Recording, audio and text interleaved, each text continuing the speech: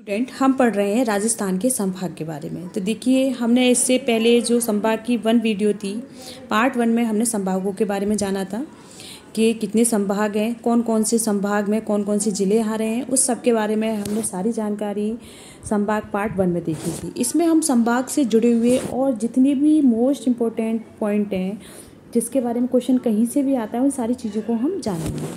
ठीक है, अगर आपने मेरा चैनल अभी तक सब्सक्राइब नहीं किया हो तो प्लीज़ सब्सक्राइब ज़रूर करें और बेल आइकन को प्रेस ज़रूर करें। देखते हैं, देखिए अंतर्राष्ट्रीय सीमा।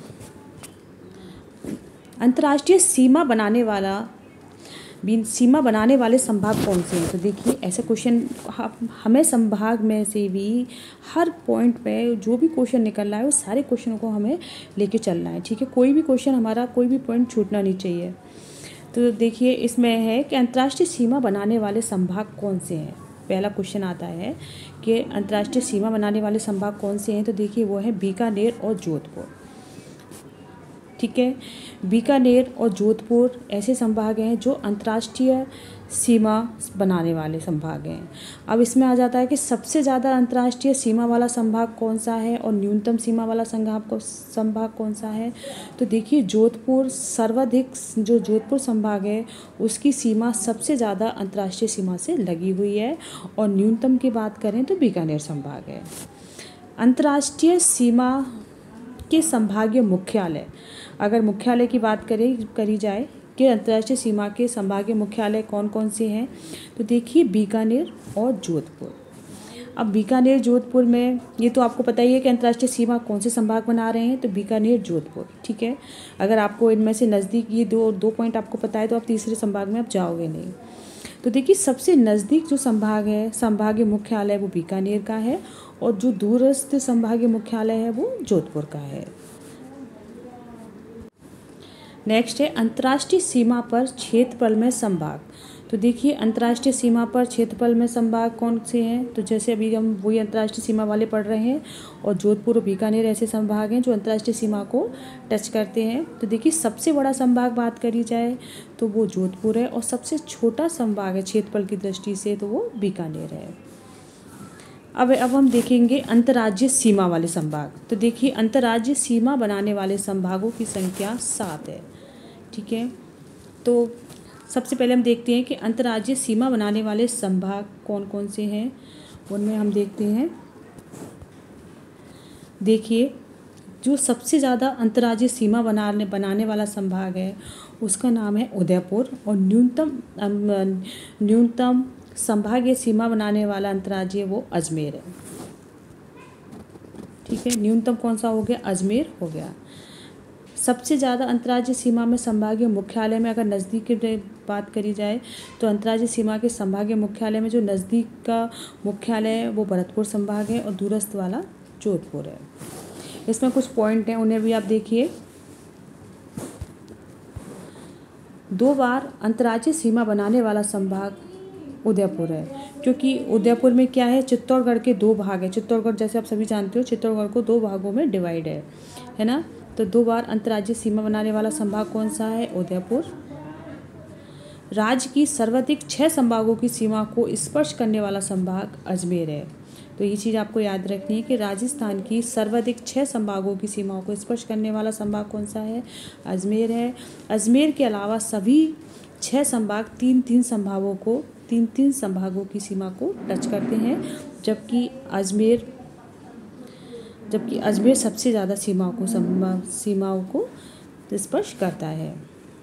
संभागीय व्यवस्था में संभागीय आयुक्त पद स्थापित करते हुए कोटा के संभागीय आयुक्त को सचिव क्षेत्रीय विकास आयुक्ता भी कहते हैं। ठीक है, जोधपुर के संभागीय आयुक्त को मरु विकास आयुक्त के नाम से जाना जाता है। जोधपुर के संभागीय आयुक्त को किसके नाम से जानते हैं, मरु विकास आयुक्ता के नाम से जानते हैं। तो देखिए, अभी हमने देख लिया कि अंतर्राज्यीय सीमा मुख्यालय के नज़दीक वाला कौन सा है, दूरस्थ कौन सा है, और क्षेत्रफल की दृष्टि से तो देखिए, सबसे बड़ा संभाग जैसे अभी देखा था जोधपुर है, और सबसे छोटा संभाग भरतपुर है। अब हम देखेंगे पंचायती राज एवं नगरीय संस्थाएं वर्तमान की स्थिति में, करेंटली में। तो देखिए, वर्तमान में 7 संभाग हैं। ज़िले की बात करें तो 33 ज़िले हैं, 33 ज़िले, 33 जिला परिषद हैं। उपखंड 2020 तक, जून 2020 तक 294 हैं, 294 थी।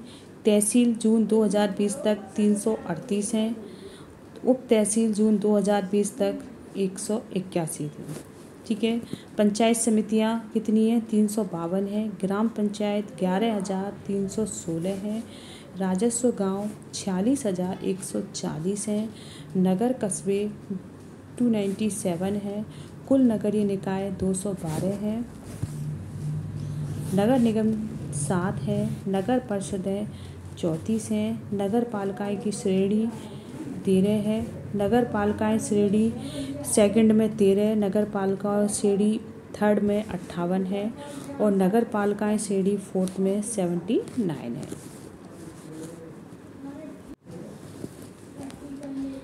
राजस्थान का वर्तमान स्वरूप देखते हैं अभी हम।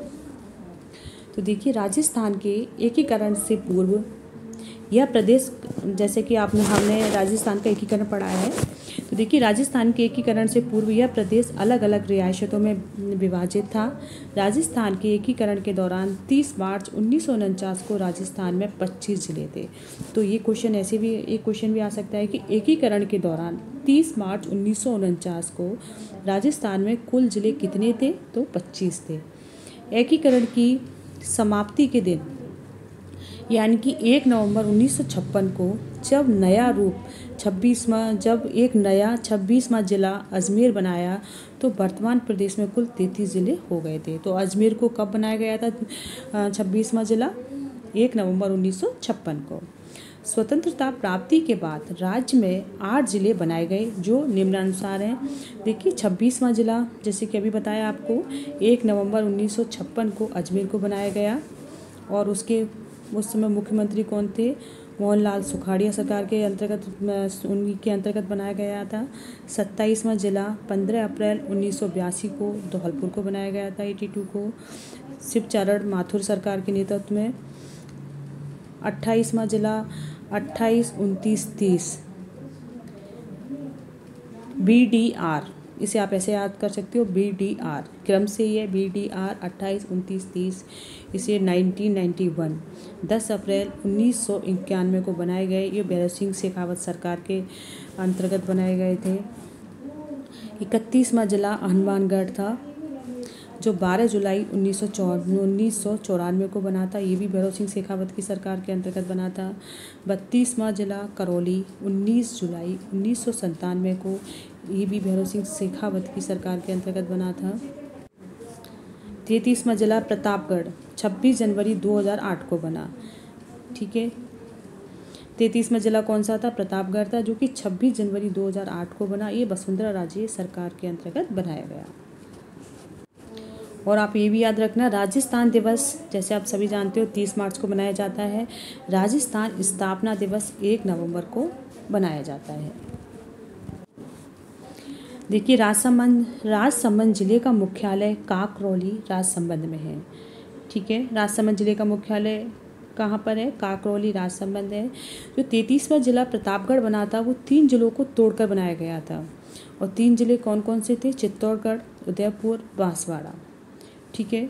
प्रतापगढ़ था वो 3 जिलों को तोड़कर बनाया गया था, चित्तौड़गढ़, उदयपुर, बांसवाड़ा। परमेश चंद कमेटी की सिफारिश पर 26 जनवरी 2008 को वसुंधरा राजे सरकार के द्वारा बनाया गया प्रतापगढ़ जिला 5 तहसीलों से मिलकर बना था। ठीक है। इसमें चित्तौड़गढ़ की 3 तहसील थी जिनका नाम था छोटी सादड़ी, अरनौत, प्रतापगढ़। उदयपुर जिले की धरियाबाद और बांसवाड़ा जिले की पीपल खूट। कुछ इसमें मोस्ट है। देखिए, प्रतापगढ़ को प्राचीन काल में कंठाल व देवला व देवरिया के नाम से जाना जाता था। कंठाल का ताजमहल के नाम से, काका साहब की दरगाह को जाना जाता है और कंठाल की गंगा किसे कहा जाता है? माही नदी को कहा जाता है। तो ये सारे ही जो पॉइंट हैं वो बहुत मोस्ट हैं, इन सभी को आप ज़रूर देखें। तो फ्रेंड्स, अगर आपको वीडियो पसंद आई हो तो प्लीज़ इसे लाइक ज़रूर करें और कमेंट करके बताएं आपको कैसी लगी। धन्यवाद।